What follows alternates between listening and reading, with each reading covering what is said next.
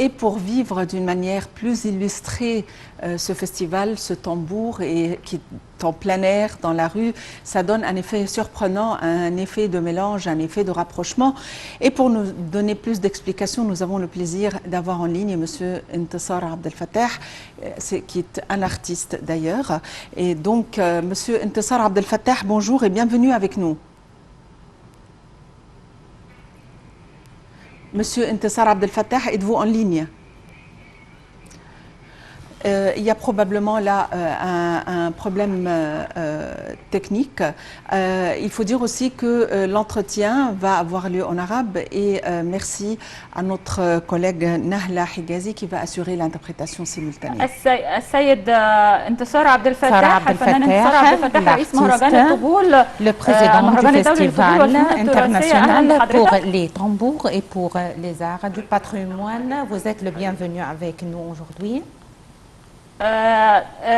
السيد انتصار عبد الفتاح ايه الجديد في المهرجان السنه دي؟ احنا عارفين ان دي الدوره التاسعه. On sait bien que cette 9e édition du festival, qu'est-ce qui est différent cette année?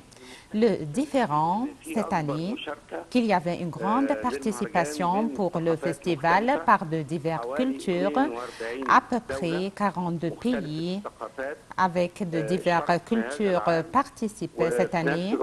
Dans ce festival, il y avait une grande variation pour les places, le retour de la rue de El Mouez pour le festival des tambours pour une autre fois et de faire un jour complet de ce festival dans cette rue, la grille du Nord dans le cœur historique à la rue de El Mouez.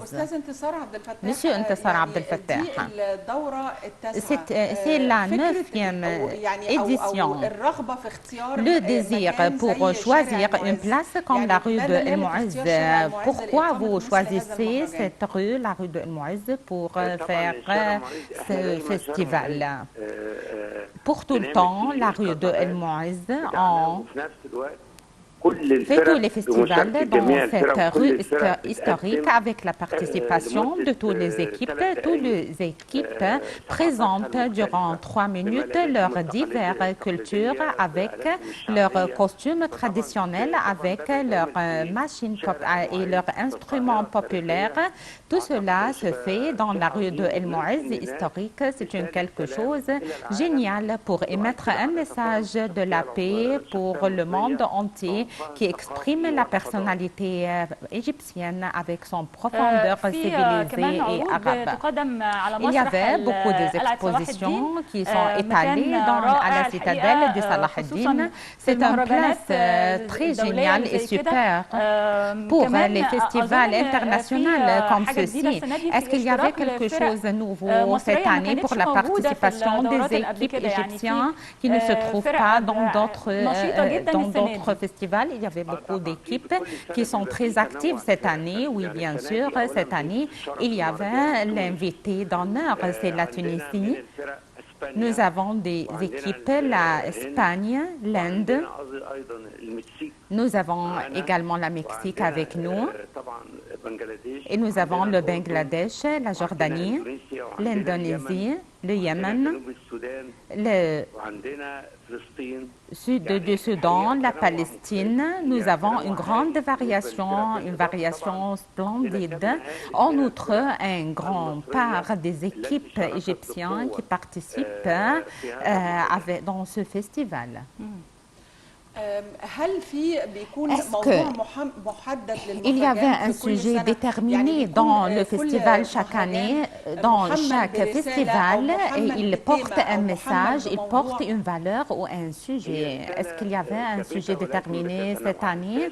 C'est un message instant stable. C'est le slogan des tambours pour la paix. Le dialogue, voilà, c'est le slogan des tambours pour la paix. Les tambours, c'est une langue de la guerre, mais on essaye à la transférer à la paix, à la sécurité, à la tolérance. C'est pourquoi c'est un slogan qui est permanent chez nous. Et l'invité permanent pour le festival, c'est l'Afrique. On célèbre pour tout le temps de l'Afrique. Chaque année, l'Afrique parce que les tambours et l'Afrique est le patrie des tambours.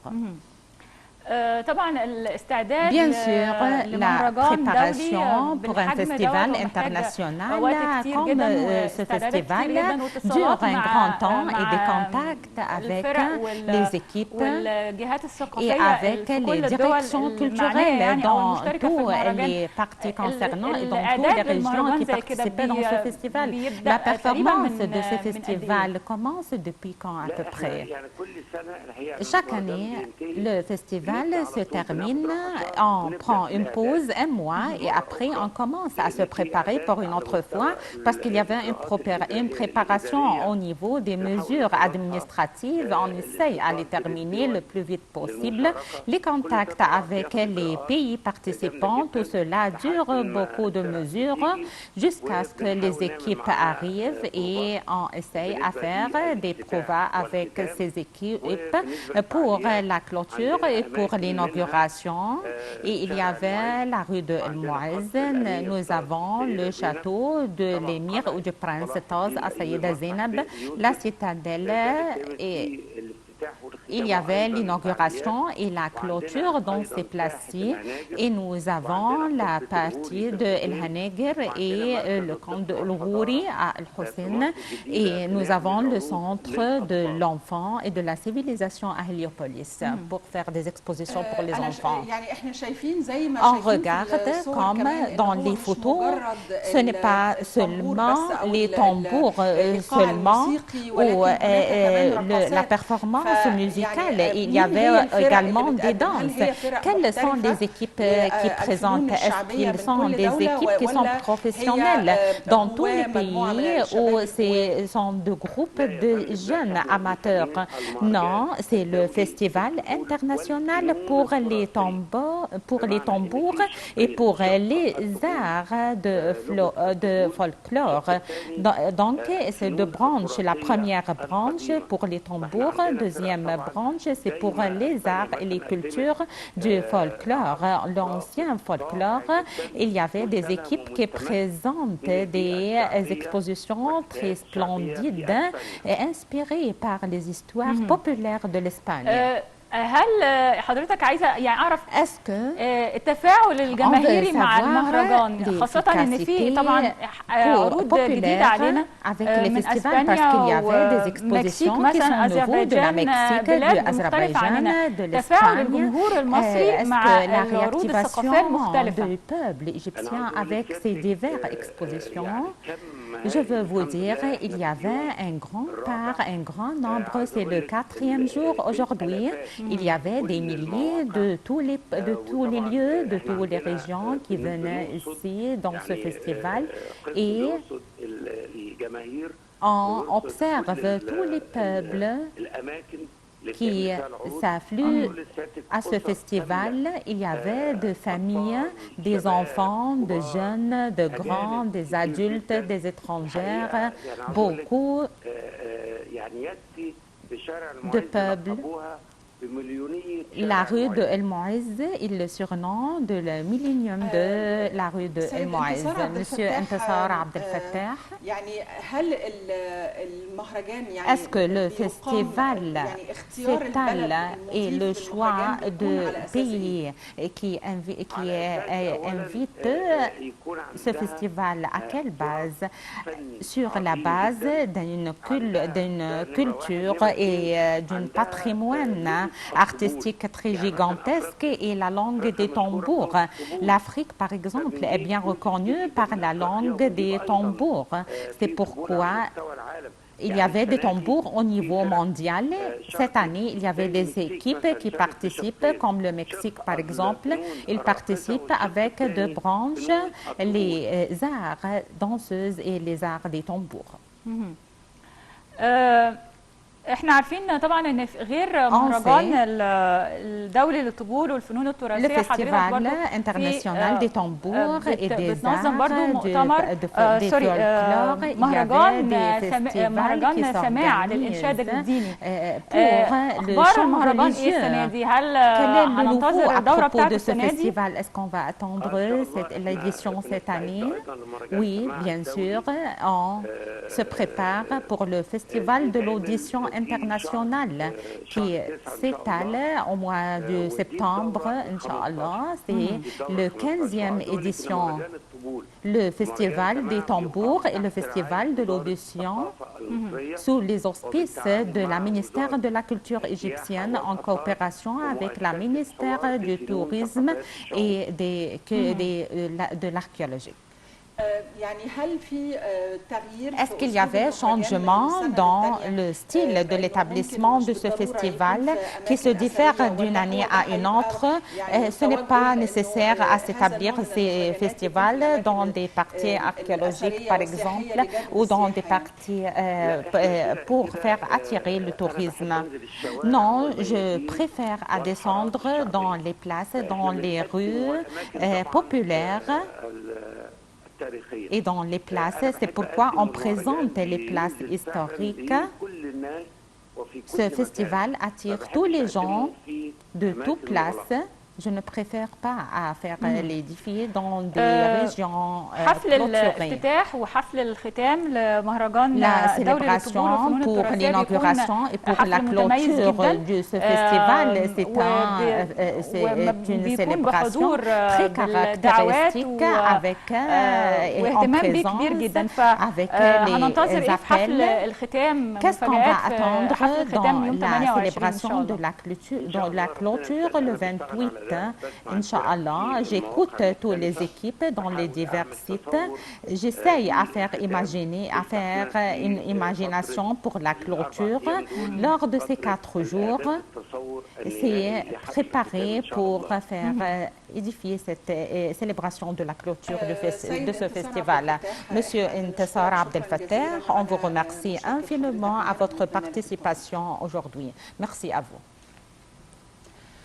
Eh bien, l'idée de profiter des monuments, des sites archéologiques, l'idée de mettre en relief et d'illustrer ce fleuve majestueux qui est le Nil en y tenant des festivals, en y tenant des promenades, en y invitant davantage de personnes à venir profiter de ces sites pour que les visites ne soient pas uniquement consacrées aux touristes qui viennent voir les sites culturels, mais l'idée d'avoir aussi des festivals mettant en relief ces monuments. Alors donc, d'un autre côté, ce genre d'art n'est pas un art moderne, mais c'est un art qui reflète l'identité des participants. Donc, mélanger et de faire l'amalgame des différentes cultures, des différentes identités, ça, vraiment, c'est une option, c'est une manière de canaliser les trésors que nous avons. En fait, comme le dit Monsieur Intisar Abdel-Fattah, qui est le président de ce festival, il dit qu'il y a une participation très forte cette année de partout dans le monde, plusieurs pays comme l'Inde, l'Espagne, le Mexique, l'Azerbaïdjan, alors différentes cultures, aussi des pays arabes comme le Yémen et la Tunisie. Alors, quelque chose qu'on ne voit pas tous les jours. Alors, à ne pas rater donc ce festival si vous avez le temps d'aller à la citadelle de Saladin. Alors, le spectacle là-bas est magnifique. Justement, les festivals de musique que se tiennent à la citadelle sont surprenants. Il y en avait un plusieurs années auparavant, juste avant la Covid, et finalement, c'était une atmosphère sublime. C'est vraiment un mythe, c'est comme si c'était un mythe. Oui. On entend la musique avec les gardiens habillés comme les époques anciennes qui sont sur le toit et avec la lumière, le jeu de son et lumière, c'est une atmosphère vraiment mystique, une atmosphère, vraiment on a l'impression de revivre ces temps-là et ça donne du poids à la musique qui est un art, qui est un art à la déguster à elle seule, mais il faut dire que le tout ensemble nous fait vivre dans un monde, on se sépare, on se détache de notre vie quotidienne. Je pense que on a une courte pause musicale et on revient pour la fin ou pour clôturer cette émission de Bonjour l'Égypte.